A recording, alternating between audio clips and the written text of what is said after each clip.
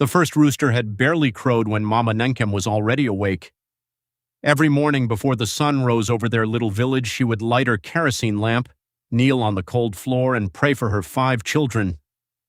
Since her husband died, those prayers had become her only source of strength. Her children were her entire world. The first was Amaka, the only daughter. Then came 3 sons. The last-born was Obinna, a stubborn, cheerful boy who was never top of his class and always returned home with dusty slippers and torn exercise books. Among all of them, one child stood out, Emmanuel, brilliant, disciplined, always first in school. Teachers said he was born to be great. Whenever visitors came, they always asked to see Emmanuel's report card. Mama Nenkem never denied her other children love. She cooked for everyone. She clothed everyone. She prayed for everyone. But whenever she imagined escaping poverty, whenever she pictured herself boarding an airplane for the first time, whenever she imagined sleeping in a house with constant electricity, the face she saw was always Emmanuel's. Sometimes she would secretly place her hand on his head while he slept.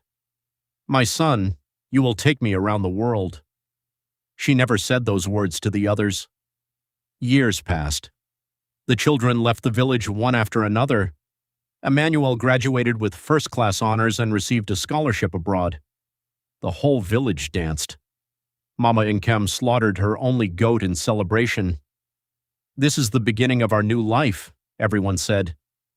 But life had its own script. Abroad, Emmanuel became consumed with survival, work, bills, career, marriage, children. Months turned into years. Phone calls became shorter, visits became impossible. He loved his mother, but life kept postponing his promises. Meanwhile, Obinna, the child everyone joked about, started as a bus conductor in the city. He slept in unfinished buildings. He was cheated. He failed in business more than once. Still, he refused to return to the village. One small opportunity changed everything. He started supplying building materials. Years later, he owned several companies, yet he never told his family how wealthy he had become. One December, he returned to the village in a black SUV. "Mama," he smiled, "renew your passport." She laughed. "What does an old village woman need a passport for?" He only smiled. 3 months later, Mama Nenkem found herself staring through the window of an airplane. Clouds floated beneath her feet. She couldn't stop crying. When they landed in New York, Obinna pushed her wheelchair through the airport. He took her sightseeing, bought her warm clothes, cooked Nigerian food whenever she missed home.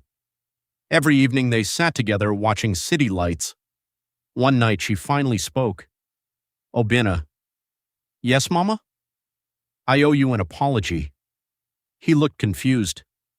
"For years, every prayer about my future had another person's name attached to it." She broke down in tears.